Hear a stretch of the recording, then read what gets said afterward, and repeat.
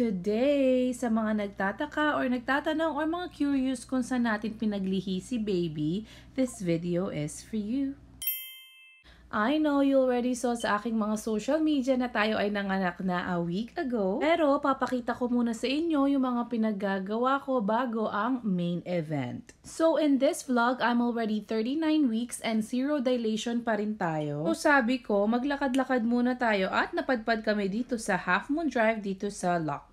Basically, bilihan siya ng mga burgers, fries, and chips, and ice cream. Kung bet mong mag-drive ng malayo-layo this summer para sa burger and fries, this Half Moon is for you. Meron din silang magandang view sa likod habang nag-ice cream ka, tumitingin ka sa mga bibi sa mga lake. Ang usual na in-order ko lang dito ay yung kanilang sweet potato fries. Sometimes nagbe-burger din ako, pero usually ice cream and sweet potato fries lang talaga. Kung nakikita nyo dyan sa vlog, nandyan din si Eliza and EJ, nayakag din namin silang mag-ice cream sa malayo. Kapag talaga kasi summer dito, yung mga dinadayong places like this, pinupuntahan namin, sinusulit na namin habang maganda yung weather and maganda yung kalsada. So, ayan na yung order namin. Nag-order ng poutine, burger, at saka fries si Dandan.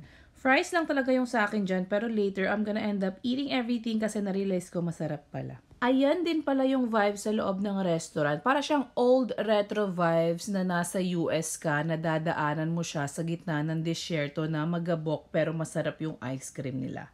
Something like that.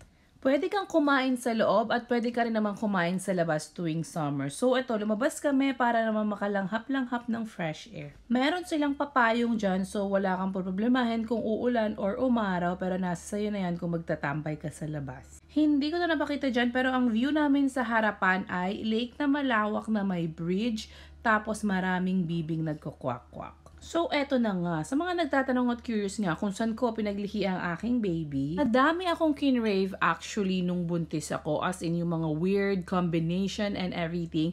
Pero, isa, dalawa, tatlo lang yung tumatak sa akin na lagi kong hinahanap. Nung mga first trimester tsaka kalahati ng second trimester, ang kinrave ko ay kamatis at patis. Alala ko kahit anong luto pa yan, pinirito or may sabaw kailangan or gusto ko laging may fresh kamatis na chop-chop na may patis sa gilid. Minsan kinakain ko siya with ulam pero madalas pinapapak ko lang talaga siya. Noong mga bandang second trimester naman napansin ko ang pinaglihian ko ata or ang lagi kong kinrave ay sardinas, toyo, at kalamansi. Ang weird nga kasi every trimester, iba-iba yung napapagtripan ko. As in talagang kakainin ko sila everyday, hindi ako nagsasawa. Katapos naman yung last trimester natin, which is yung third trimester right now, ang lagi kong kinakain, ang lagi kong hinahanap everyday, putin. Putin ng McDonald's, hindi putin ng Costco, hindi putin ng kahit na sinong restaurant.